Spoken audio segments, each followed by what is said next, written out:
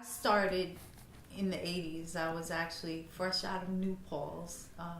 And my inspiration was I was this kid that just was loving everything about hip hop and knew I didn't want to work for corporate America. I was working actually at a very corporate job that I was looked around the room and said, this isn't what I want to do.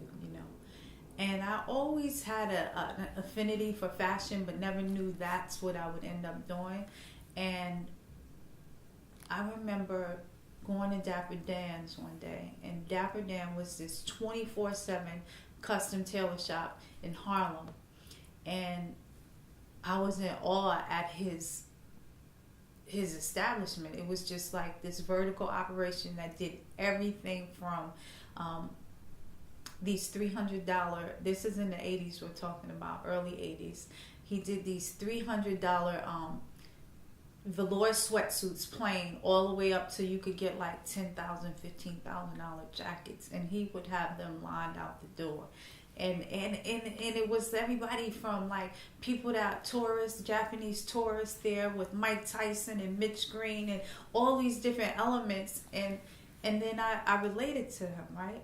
Dapper Dan was like me. So I said, it was inspiring. And before that, in high school, I was wearing Willie wear, Willie Smith. So those were my inspirations. And when I realized I wasn't going to do corporate America, that just seemed like the natural thing to do to express myself at the time, being that I knew fashion.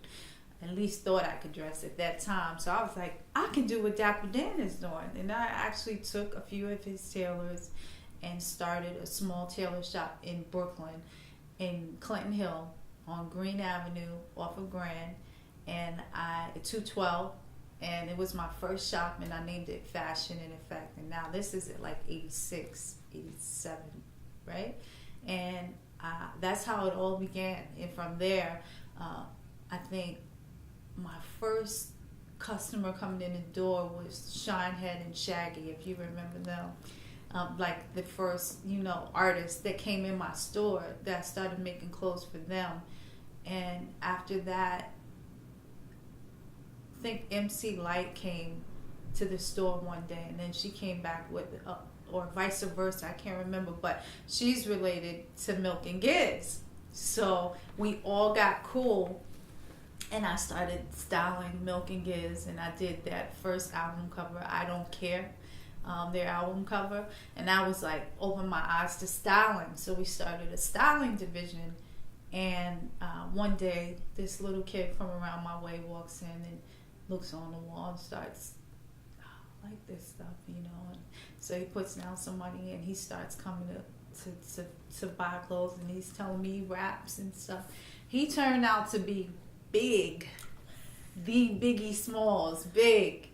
And we just kept rocking, and as he grew, we grew together. So I created some lifelong relationships from there. But the thing that came out of it, I noticed with my everyday supporters that would come into the store, they would ask me for the same things I was making and placing in these videos that they were buying. So I was able to recognize they're asking me for the same things: bigger pockets, more crotch room, more leg room, pants that would fit over Timberlands.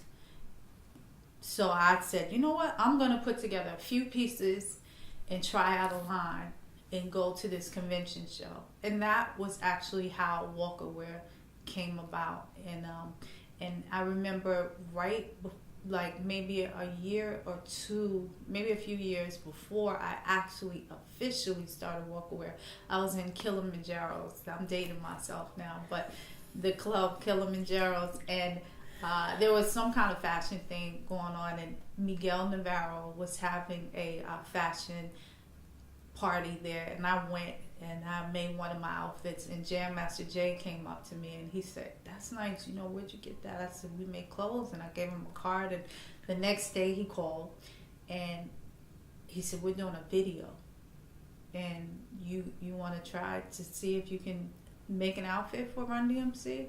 And that just opened that whole world to Def Jam, and it really is true that when you catch one big fish, it snowballs. And so we ended up working with a lot of Def Jam artists, from Redman to Method Man to Onyx to Afros to, the list goes on. LL Cool J's tour and EPMDs.